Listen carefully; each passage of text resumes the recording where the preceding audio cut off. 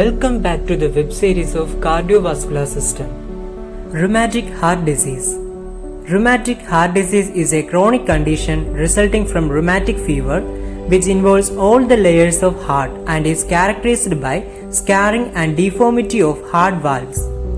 The commonest valves affecting are the mitral and aortic. In that order, however, all four valves can be affected. Etiology: Group A beta hemolytic streptococcus, rheumatic fever, and genetic susceptibility. Risk factors: poor socio-economic status, overcrowding, age, climate and season, upper respiratory tract infection, previous history of rheumatic fever, genetic predisposition. Pathophysiology: the causative agent is Group A beta hemolytic streptococci, untreated streptococcal throat infection, rheumatic fever. All layers of the heart and the mitral valve become inflamed, which forms vegetation. The valvular regurgitations and stenosis leads to heart failure.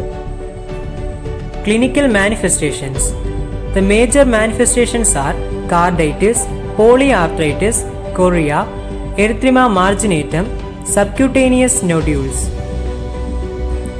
Minor manifestations include fever associated with weakness, malaise, weight loss and anorexia, arthralgia. Diagnostic evaluation: history collection and physical examination, throat culture, blood test, ECG, echocardiography and cardiac catheterization. Management of rheumatic heart disease: the medical management include an injection of 0.6 to 1.2 million units of benzyl penicillin, which is administered intramuscularly every 4 weeks. Administer the same dosage every 3 weeks in areas where rheumatic fever is endemic, in patients with residual carditis and in high-risk patients.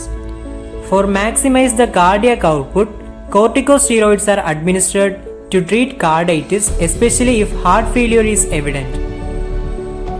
Promote comfort. Client with arthritic manifestations obtain relief with salicylates. Bed rest is usually prescribed to reduce cardiac effort until evidence of inflammation has subsided. Nursing diagnosis and interventions. Pain related to inflammatory response in the joints. The nursing interventions are: assess the level of pain, duration, intensity and frequency of pain. Complete bed rest and provide comfortable position. Provide diversional therapy and psychological support. Administer analgesics as needed. Decreased cardiac output related to valve dysfunction or heart failure. The nursing interventions are: assess the symptoms of heart failure and decreased cardiac output, including diminished quality of peripheral pulses, cool skin and extremities, increased respiration, increased heart rate, etc. Assess for heart sounds. Monitor intake and output. Provide bed rest. Administration of cardiac glycosides as prescribed. Knowledge deficit related to disease condition and long-term treatment. The interventions are: assess the client's level of knowledge, assess the client's ability to learn, explain about disease condition and about prophylactic treatment of antibiotics. Clarify the client's doubt clearly. Anxiety related to disease condition and heart failure.